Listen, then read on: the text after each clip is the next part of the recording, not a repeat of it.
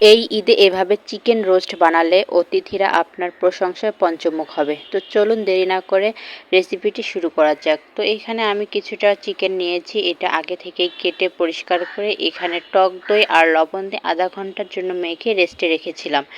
এরপর এগুলো সব ভালো করে তেলে এরকম হালকা করে ভেজে নিচ্ছি।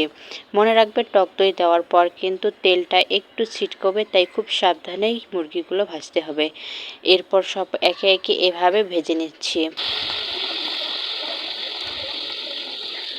আপনি যদি এভাবে চিকেন রোস্টটা খুব সহজে বাসায় তৈরি করতে পারেন, তাহলে অতিথি আপ্যায়নে আপনার আর কোনো টেনশনই থাকবে না।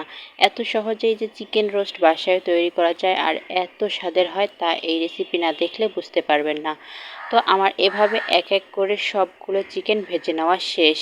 এরপর আমি এই তেলগুলো অন্য একটি পাতিলে ট্রান্সফার করছি। এই ভাজা তেলে আমি এখানে দিয়ে দিচ্ছি পেঁয়াজ, এগুলো আমি ব্রাউন কালার করে ভেজে নিচ্ছি। এইরকম কিছুটা ব্রাউন কালার হয়ে ভাজা হয়ে আসলে এরপর এখানে আদা রসুনের পেস্ট দিয়ে দিচ্ছি।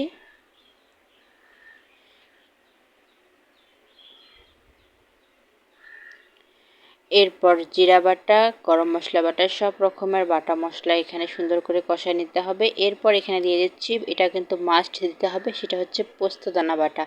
এটা দিলে কিন্তু এর স্বাদ আরও দ্বিগুণ বেড়ে যায়। পোস্ত বাটার সঙ্গে সব কিছু ভালো করে মিশিয়ে নিচ্ছি। এ পর্যায়ে আমি এখানে দিয়ে দিচ্ছি পরিমাণ মতো লবণ, দিয়ে আবারও সব কিছুক্ষণ আমি এখানে কষিয়ে নেব। এর স্বাদটা আরেকটু বাড়াতে আমি এখানে কিছুটা শুকনা মরিচের গুঁড়া দিয়ে দিচ্ছি। মশলাটা কষানোর জন্য সামান্য পানি দিয়ে দিচ্ছি। এরপর সুন্দর করে আমি মশলাটা কষিয়ে নিচ্ছি। এই তো একদম পারফেক্টভাবে এটা কষানো হয়ে গিয়েছে। দেখুন কালারটা কত সুন্দর হয়েছে। এখানে এরপর দিয়ে দিচ্ছি আমি টমেটো সস। এটা দিলে কিন্তু স্বাদটা আরও দ্বিগুণ বেড়ে যায়। এরপর আমি ভেজে রাখা চিকেনগুলো সবগুলো দিয়ে সুন্দরভাবে আলতো হাতে নেড়ে নিচ্ছি। এপাশ ওপাশ উল্টে সবগুলো একটু মিক্স করে আমি কিছুক্ষণ রান্না করে নেব। এর পর্যায়ে এখানে দিয়ে দিচ্ছি আমি, এটা হচ্ছে গরুর তরল দুধ, খাঁটি গরুর তরল দুধ, এটা দিয়ে দিচ্ছি। সঙ্গে আরও কিছুটা পানি মিক্স করে দিয়ে দিচ্ছি। এখানে আর পানি দিতে হবে না, এতটুকুতেই এটা সিদ্ধ হয়ে যাবে, যেহেতু মুরগিটা ভাজা হয়েছিল। এরপর দিয়ে দিচ্ছি টক দই। এটা কিন্তু ফ্রিজে থাকার কারণে একটু জমে গিয়েছিল, টক দই মাস্ট বি দিতে হবে। এরপর পরিমাণ মতো চিনিটা দিয়ে দিচ্ছি স্বাদটা ঠিক রাখার জন্য। এটা আপনারা আপনাদের আন্দাজ অনুযায়ী দিয়ে দিতে পারেন। সবগুলো আবার সুন্দর করে মিশিয়ে নিচ্ছি।